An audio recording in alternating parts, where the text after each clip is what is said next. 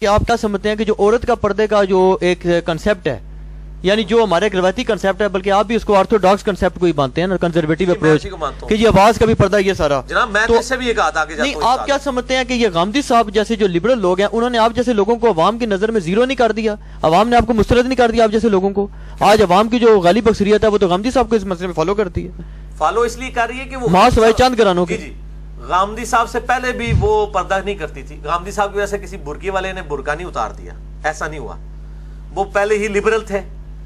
تو میں اس پہ وہی بات کروں گا جو اشرف تھانوی صاحب نے بات کی تھی۔ اشرف تھانوی صاحب ایک گاؤں میں گئے تو وہاں پہ ہندو تھے یا شیعہ تھے؟ ٹھیک ہے، ہندو دو ہی پڑھ۔ اچھا، تو اشرف تھانوی صاحب نے ان شیعوں سے پوچھا کہ تم میں اور ہندوؤں میں کیا فرق ہے؟ انہوں نے کہا کہ جی یہ 10 محرم کی نیاز نہیں دیتے، جلوس نہیں نکالتے، اور تازیانیاں نہیں نکالتے، اور ہم نکالتے ہیں۔ تو اشرف تھانوی صاحب نے پتہ کیا کہا؟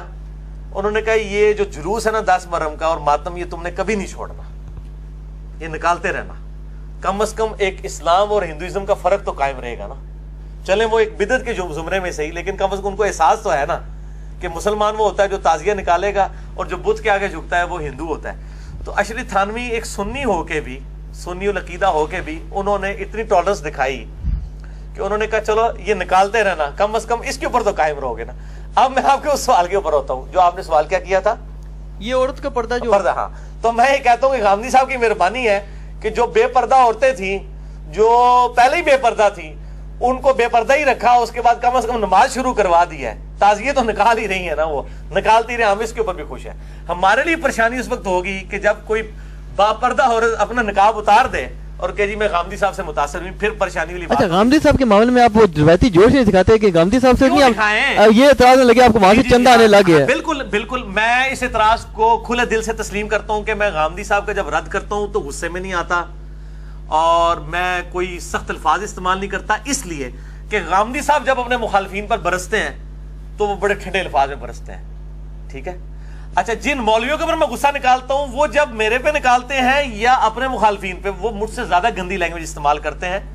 میں تو پھر بھی الفاظ کے چناؤ میں گالم گلوچ نہیں کرتا، جھوٹا الزام نہیں لگاتا، لیکن وہ ہر حد کراس کر جاتے ہیں۔ وہ خود پہلے غامدی صاحب والے اخلاقیات لے آئیں، پھر میرا اعتراض لے لیں۔ طارق جمیل صاحب کے خلاف میرے کلپ چڑھے ہوئے، آپ کسی کلپ میں دکھائیں کہ میں نے سخت زبان استعمال کی ہو؟ کیوں؟ طارق جمیل صاحب جب اپنے مخالفین کے اوپر بات کرتے ہیں وہ لجاجت کے انداز میں کرتے ہیں۔ نہیں، سخت الفاظ تو آپ نے کیا، اس پہ تو بلکہ لوگوں نے مائنڈ بھی کیا ہے، کوڑ مار کے گئے نے جناب، ادھر یہ کر کے گئے نے وہ کر کے، یہ تو اپنا کیا؟ نہیں، میں نے یہ لفظ سخت الفاظ آپ نے کیا، میں نے کوڑ نہیں کہا، میں نے کہا ہے کہ طارق جمیل صاحب اس طرح دی روایتاں بیان کر کے ٹوٹ جاندے نے، پیچھے سانو مصیبت پہ جاندی ہے۔ کوڑ کا لفظ میں نے نہیں استعمال کیا۔ شاہ جی میں اپنے کلپ الحمدللہ بار بار سنتا ہوں، میں نے لفظ یہ استعمال نہیں کیا۔ اچھا مجھے غلطی لگی ہے آپ۔ اچھا، اگر میں نے کوڑ بھی بول دیا نا تو ٹھیک بولا، آپ اتنا نہیں یہ بھی ٹھیک ہے، کیونکہ جھوٹی روایت ہے۔ کوڑ جو ہے نا یہ پنجابی میں کہتے ہیں جھوٹی روایت کو، روایت تو ہے جھوٹی ہے۔ اور اس حوالے سے ایک مردود روایت بھی پیش کی جاتی ہے۔ یہاں پہ بھی طارق جمیل صاحب ہمارے جہلم شہر میں آئے، میں ان کی بڑی عزت کرتا ہوں، جس حوالے سے انہوں نے جو ہے وہ دیوبند کے مکتبہ فکر میں جو ناسبی قوتیں ہیں اور یزیدی پارٹی ہے اس کے خلاف انہوں نے علم بلند کیا ہے طارق جمیل صاحب نے، لیکن وہ اپنی تقریر کے دوران بسا اوقات بالکل مردود قسم کی روایات بیان کر کے چلے جاتے ہیں، پیچھے مصیبت ساڑی جان نو پائی جاندی ہے۔ لوگ سانو پوچھ رہے ہوندے جناب دسو یہ روایت مطلب ٹھیک ہے کہ غلط ہے؟ تو انہوں نے بھی یہاں پر روایت بیان کی تھی کہ سیدہ فاطمہ سلام اللہ علیہا ورضی اللہ تعالی عنہا، انہوں نے اپنی وفات سے پہلے خود غسل کر لیا، اس کے بعد وہ بستر پہ لیٹ گئیں اور انہوں نے سیدنا علی سے کہا کہ مجھے غسل دینے کی ضرورت نہیں ہے، میں نے غسل کر لیا۔ تو پھر ان کو اسی طریقے سے جب وہ فوت ہوئی تو دفنایا گیا۔ انا للہ و انا الیہ راجعون۔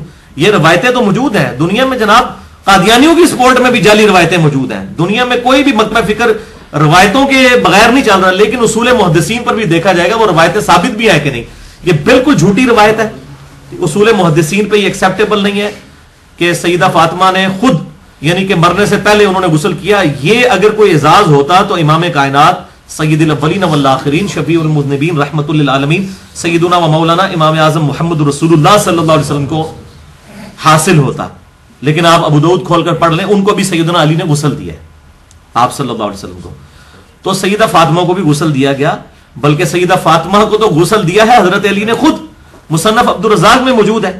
اور اسی سے یہ بات ثابت ہوتی ہے کہ فقہ حنفی کا یہ مسئلہ باطل ہے کہ جی وہ مرنے کے بعد نکاح ٹوٹ جاتا ہے، کوئی خاوند اپنی بیوی کو ہاتھ نہیں لگا سکتا. سیدہ فاطمہ کو غسل خود سیدنا علی نے دیا ہے علیہم السلام.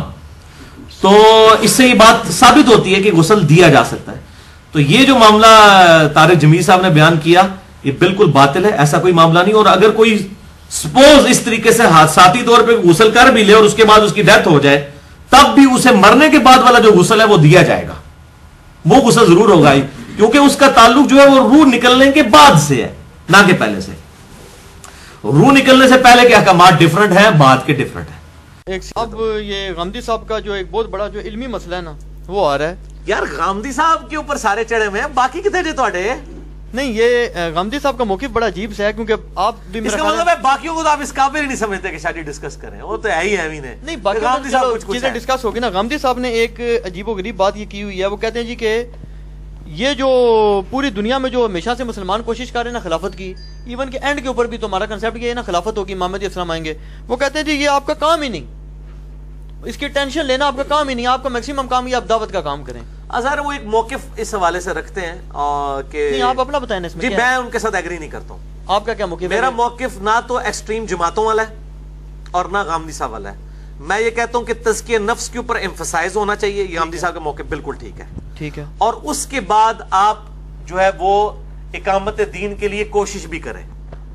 اقامت دین کی کوشش کو اتنا اپنے اوپر حاوی نہ کر لیں کہ آپ جناب فرائض ہی چھوڑنا شروع کر دیں اور آپ اس کو سب سے بڑا فرض اس اعتبار سے نہیں. اقامت دین تو یہ داعش بھی کہتی ہے ہم اقامت دین ہی کر رہے ہیں. تو جو جماعتیں اقامت دین کے لیے کام کر رہی ہیں، جماعت اسلامی ہوگی، تنظیم اسلامی ہوگی، کیا یہ داعش کے ماڈل کو صحیح سمجھتی ہیں؟ نہیں سمجھتی. نہیں تو انہوں نے پریکٹیکلی کیا کیا ہے؟ اوہو، تو یہ ان کے ماڈل کو صحیح نہیں سمجھتی نا. اس کا مطلب ہے اقامت دین کے ماڈل میں دونوں کا کوئی فرق پایا جاتا ہے نا. داعش کے بارے میں نے پہلے بھی کہا کہ مجھے ان کے حالات و واقعات نہیں پتا. میں یہاں بیٹھ کے چوتھے محلے کی کوئی بات نہیں کر سکتا. ہم تک جو کچھ پہنچ رہا ہے میڈیا کے ذریعے پہنچ رہا ہے. نہیں، یہ جو اس سے آپ مسئلہ جنرل فتویٰ لے سکتے ہیں کہ اگر کوئی ایسے ایسے سے کرے تو وہ کیا ہے. نہیں، مسئلہ جدوجہد عام مسلمان جو ہے کیا تنظیمیں بنا کے کریں، یہ تو پھر فساد ہوگا سارا. نہیں، ہم تو جماعت اسلامی اور تنظیم اسلامی نے کون سا جناب اسلحہ اٹھا کے تو چڑھ دوڑی ہے حکومت پاکستان کے اوپر. لیکن جس وقت آپ جب آپ یہ تحریک کھولتے ہیں تو خلافتیں تو ایسی ہی نافذ ہوتی رہی ہیں. کیا؟ بلکہ اس پہ تو آپ وہ قاری نیف ڈار اور دوسرے لوگ کہنے لگے ہیں. وہ کہتے ہیں جی آپ خلافت کی بات کرتے ہیں، آپ نے تو بڑی خلافتیں بھگتی ہیں پہلے بھی. وہ کہتے ہیں لاکھوں بندے قتل ہوئے. نہیں ٹھیک ہے، ان کی بات اپنی جگہ ٹھیک ہے، وہ تو ملوکیت میں بھی ہوئے ہیں، وہ تو ہر جگہ ہوئے ہیں. مسئلہ یہ ہے کہ اس وقت جو جماعتیں کام کر رہی ہیں، کیا ان کی مسلح جدوجہد ہے پاکستان کے اندر؟ جن جماعتوں نے خلافت کا نام لے رہی ہیں، خام خواہ تو الزام نہ لگایا جائے. جماعت اسلامی والے ایک پولیٹیکل دھارے کے اندر، جماعت اسلامی والے کہہ رہے ہیں ہم نے خلافت نافذ کرنی ہے. اقامت دین کی بات تو کر رہے ہیں نا. مودودی صاحب نے یہ آواز اٹھائی ہے نا خلافت و ملوکیت کے حوالے سے. ٹھیک ہے نا. جماعت پہلی دفعہ دنیا میں جماعت کے لیول کے اوپر کوئی جماعت اس طرح انٹرنیشنل لیول کے اوپر جماعت اسلامی بنائی گئی ہے نا. باقی تو سارے اس کی آپ سمجھ لیں بچے ہی ہیں نا. ٹھیک ہے نا. اس حوالے سے جماعتیں تو مطلب بعد میں بننی شروع ہوئی ہیں نا. ظاہر اس دور کے اندر ایک اجتہاد نے ایک معاملہ کیا کہ کیا ان جماعتوں نے اسلحہ اٹھا کے حکومت پاکستان یہ فوج کے اوپر چڑھ دوڑے جماعت اسلامی والے یا تنظیم اسلامی والے؟ ایسا تو نہیں ہے. وہ اسی پولیٹیکل سسٹم کا حصہ ہیں، اپنا پروٹیسٹ ریکارڈ کرواتے ہیں، رائے عامہ ہموار کرتے ہیں. تو غامدی صاحب خود بھی کہتے ہیں کہ رائے عامہ ہموار کرنی چاہیے. غامدی صاحب کا یہ موقف ہے کہ رائے عامہ ہموار کریں. تو یہ جماعتیں رائے عامہ ہی ہموار کر رہی ہیں نا. تو ان کو کرنے دیں. جب یہ آپ کے اوپر چڑھ دوڑیں گی تو آپ ٹھیک ہے، آپ پھر آپ کے پاس حق محفوظ ہے. اور کا سب سے خطرناک ترین مسئلہ جب پاکستان بری طرح پس گیا ہے، یہ جو سعودی اور ایران کا جو فساد مچا ہوا ہے، پوری دنیا کو مسلمانوں کو اپنی لپیٹ میں لے رہا ہے. اس کے بارے میں یہ سعودی پارٹی جو ہے، آپ اس کو اہل حدیث کہہ لیں یا دیوبند کہہ لیں، ان کا موقف یہ ہے کہ جناب امام مہدی علیہ السلام کی جو انتظار کر رہے ہیں نا شیعہ، یہ در حقیقت دجال کا انتظار کر رہے ہیں. اور شیعہ پارٹی کا یقین، ان کو تو خیر یقین ہے، وہ کہتے ہیں جی ہمارا تو امام مہدی علیہ السلام غائب ہے اور یہ تو جس کا کر رہے ہیں ان کے دجال نے ان کی طرف سے لڑنا ہے. اس میں آپ کیا کہتے ہیں؟ میں تو دونوں کو غلط سمجھتا ہوں. ان کی صرف پولیٹیکل وار ہے آپس میں. اللہ تعالیٰ ان کو مطلب توفیق دے کہ یہ جو ہے وہ ایک دوسرے کے اوپر بلیم اس طریقے سے لگانے کی بجائے جو ہے وہ کامن ٹرمز کے اوپر اکٹھے ہوں اور مسلمانوں کو یہ دو گروہوں کے اندر جو بانٹ دیا ہوا ہے، ایک سنی بلاک اور شیعہ بلاک، پہلے یعنی مسلمان جو ہے وہ قتل و غارت کے اندر مبتلا ہوئے ہوئے اس حوالے سے. اب اگر یہ ساری بات کر رہے ہیں تو اب یہ جو داعش والے ہیں وہ بھی تو سعودیہ کی پیداوار ہے نا. تو سعودی والے ان کو کیوں نہیں گلے سے لگا لیتے؟ اس وقت تک گلے سے لگایا تھا جب تک وہ سعودیہ کی حکومت کے لیے چیلنجنگ نہیں تھے. جب ان کو چیلنج کرنے سے ان کرنے لگے یہ خوارج ہیں، اور امام کعبہ سے خطبے پڑھوانے لگے. جب یہ بنا رہے تھے اس وقت نہیں تھا ان کو پتا کہ یہ خوارج ہم بنا رہے ہیں. تو یہ سب کے اپنے ذاتی مفادات ہیں. میں تو نہ سعودیہ کو صحیح سمجھتا ہوں اور نہ ایران کو صحیح سمجھتا ہوں ان مسئلوں کے اندر جس کے اندر یہ مسلمانوں کے اندر تفریق ڈال رہے ہیں. 2 سوال ان کو کمبائن کر لیتا ہوں. ایک تو یہ بتائیں کہ یہ جو جمہوری نظام ہے اور اسلام ہے، بعض لوگ کہتے ہیں جمہوریت نیرا کھلا کفر ہے، یہ کھلا کفر ہے، ووٹ ڈالنا بھی کفر ہے. اور دوسرا یہ جو جماعت اسلامی ہے، اس کی جو مولانا مودودی کا جو فیصلہ تھا کہ اس میں آئے، اس پہ سنے بڑے بڑے لوگ اس سے الگ ہوئے. اور بعض لوگ یہ کہتے ہیں جی کہ مولانا مودودی جو تھے کھلے پاکستان کے مخالف تھے. بعض کہتے ہیں نہیں یہ جھوٹ ہے، تحریک کا سب سے بڑا جھوٹ ہے. نہیں پہلے مخالف تھے، بعد میں ساتھ ہو گئے. نہیں پہلے تھے مخالف. ہاں مخالف تو بعض لوگ کہتے ہیں یہ بہت بڑا جھوٹ ہے تحریک کا. نہیں مخالفت تو ان کی تھی، وہ اس طرح کی مخالفت نہیں تھی کہ پاکستان بننا نہیں چاہیے یا یہ نہیں ہونا چاہیے. ان کو خدشات تھے کہ جو یہاں پہ مسلمان رہ جائیں گے ان کا کون پرسان حال ہوگا. اور ان کی للہ یہ تھی کہ جب پاکستان بن گیا، ان کا ونس ٹھیک ہے یہ بن گیا ہے، تو اب ظاہر ہے کہ وہ پاکستان ہی ہجرت کر کے آگے تھے، یہیں رہے ہیں. تو وہ کوئی اس اعتبار سے ان کا کوئی مسئلہ نہیں ہے. اس طریقے سے تو کئی دیوبندی علماء تھے، حسین احمد مدنی اور باقی لوگ جو ہیں جو شروع میں مخالف تھے، بعد میں پھر وہ سسٹم کا حصہ بن گئے. اس میں کوئی ایسی بات تو نہیں تھی. تو یہ جمہوری نظام کفر ہے کہ نہیں؟ جمہوری نظام جس کو کفر کہا جاتا ہے اس میں تو جو قانون ہے وہ اکثریت رائے سے بنایا جاتا ہے، کہ یعنی اکثریت کہتی ہے کہ جی جو ہے وہ ہومو سیکچولیٹی جائز ہے تو وہ مان لیا جائے.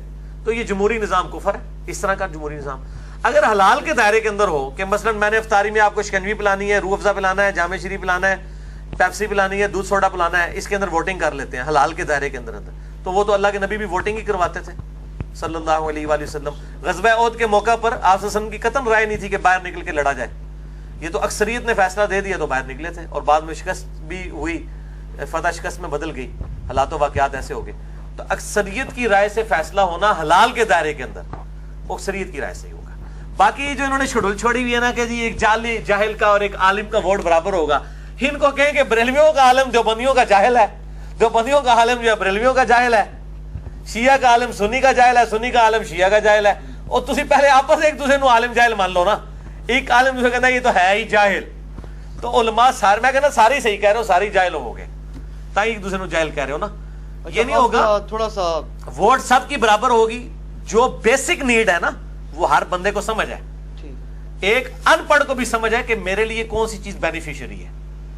اس کو کسی مولوی نے نہیں سمجھانا کہ ہاں جی ایک دودھ بیچنے والے ایک بھینسیں پالنے والے کے لیے کون سی چیز بینیفیشری ہے، وہ بھینس پالنے والے کو پتا ہے. ہاں ونس جب ایک جمہوری نظام قائم ہو جائے گا، اس نظام کے اندر جب عہدے دیے جائیں گے، پھر ظاہر ہے کہ بھینسیں پالنے والے کو پروفیسر میتھمیٹکس کا نہیں نکایا جائے گا، تو نہ مولانا صاحب نو لایا جائے گا.